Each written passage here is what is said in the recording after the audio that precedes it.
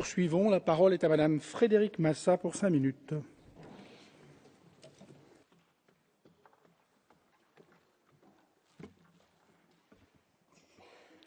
Monsieur le Président, Madame la Ministre, Monsieur le rapporteur, ce projet de loi s'inscrit dans la continuité du chantier ouvert par le gouvernement et par vous, Madame la Ministre, pour conforter l'artisanat, le commerce et les très petites entreprises. Il rassemble les mesures de nature législative annoncées dans le cadre du pacte pour l'artisanat, de la communication relative à l'adaptation du régime de l'auto-entrepreneur, du soutien à l'entrepreneuriat individuel et du plan d'action pour le commerce et les commerçants présenté au cours de l'année 2013. Il s'est enrichi au cours des mois du travail de notre collègue Laurent Grandguillaume, à qui le gouvernement a confié une mission de concertation associant l'ensemble des parties prenantes pour simplifier et harmoniser les régimes de l'entreprise individuelle. Ainsi, le texte amendé en commission des affaires économiques est l'illustration d'un travail complémentaire mené par vous, Madame la Ministre, et les parlementaires pour arriver à des mesures équilibrées, concrètes et efficaces pour nos TPE. Je ne reviendrai pas sur le détail des objectifs de cette loi, à savoir dynamiser les commerces de proximité, favoriser la diversité des commerces dans les territoires, promouvoir la qualité et les savoir-faire de nos artisans, simplifier et harmoniser les régimes de l'entreprise individuelle. Des mesures concrètes sur la maîtrise des hausses de loyer, sur l'état des lieux obligatoire sur l'extension du bail dérogatoire à 3 ans, sont autant d'avancées attendues par nos entreprises.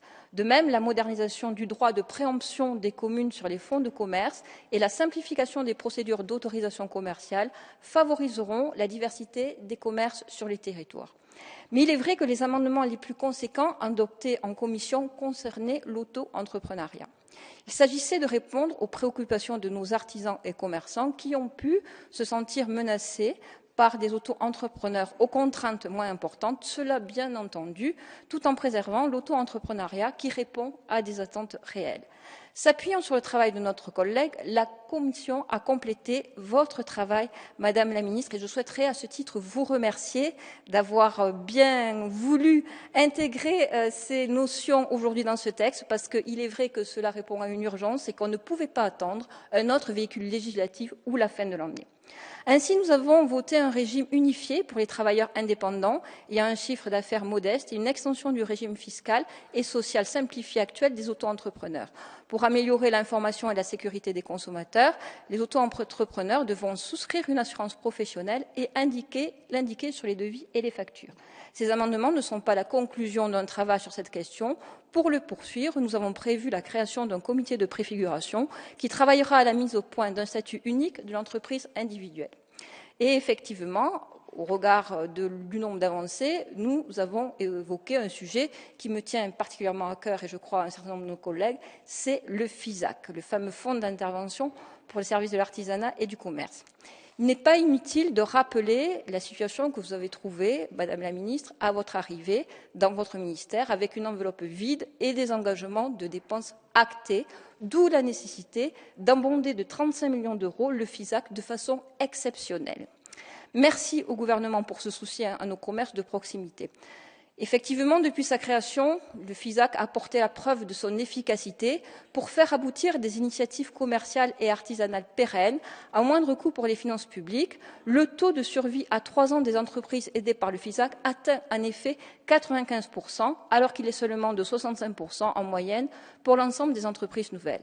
Cette performance tient au fait que l'appui financier du FISAC permet de fédérer tous les acteurs locaux autour d'un projet de développement commercial et artisanal de territoire et de rassembler des fonds privés ou publics complémentaires grâce à un important effet de levier de l'ordre de 1 à 5.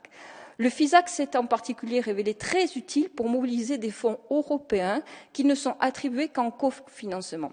Aujourd'hui, nous franchissons une nouvelle étape avec ce texte qui propose de revoir le mode de fonctionnement de ce fonds qui ne pouvait plus remplir ses missions de service public, prioriser les projets, revoir son mode de pilotage et de mise en œuvre pour encourager les communes à s'inscrire dans le long terme et raccourcir les délais d'attente est une très bonne chose. Élu d'un territoire de montagne, je souhaiterais insister sur la nécessité, comme cela a été évoqué notamment en commission, de maintenir dans la loi la destination de ces fonds. Il s'agit entre autres concernant les zones de montagne, de faire écho à la loi de 1985 relative au développement et à la protection de la montagne, qui stipule textuellement que les équipements commerciaux et l'artisanat de services, parce qu'ils répondent aux besoins courants des populations et contribuent au maintien de la vie locale, sont d'intérêt général. De plus, cette mention corrobore l'article 58 de la loi Montagne qui dispose: le gouvernement présentera chaque année au Conseil national de la montagne et au comité de massif un rapport rendant compte des mesures prises par l'État en faveur des commerçants et des artisans installés sur ces zones de montagne. Nous reviendrons, je le crois, sur cet amendement, notamment sur cet article 25 du FISAC, notamment lorsque vous nous présenterez, comme vous y êtes engagé en commission, Madame la Ministre, les grandes orientations qui devront effectivement vous permettre de prendre le décret. Avec ce texte, nous confirmons la volonté de soutenir ces secteurs fortement pourvoyeurs d'emplois, de proximité et irriguant l'ensemble du tissu économique et social. Ces mesures vont concerner 7 millions de salariés, près de 3,4 millions d'entreprises, 2 000 milliards d'euros de chiffre d'affaires, soit 25% du PIB. Ce soutien va également se concrétiser par le pacte de responsabilité après le CICE décidé en 2013. Il y aura aussi d'autres évolutions législatives pour suivre au mieux les évolutions de notre tissu économique. Je pense notamment à la proposition de loi relative à la concurrence déloyale et au dumping social qui sera étudiée avant la fin du mois de février par notre Assemblée. Alors pour conclure, Madame la Ministre, je crois qu'effectivement ce texte était une nécessité. Ce texte, effectivement, a connu des évolutions, mais je crois que c'est notre bien fondé et notre objet, à nous parlementaires, de faire évoluer les textes. Encore une fois, je suis sûre que ce texte fera l'objet d'un large consensus dans cet hémicycle. Je le défendrai non seulement aujourd'hui, mais également sur nos territoires quant à la promotion de ce texte. Merci.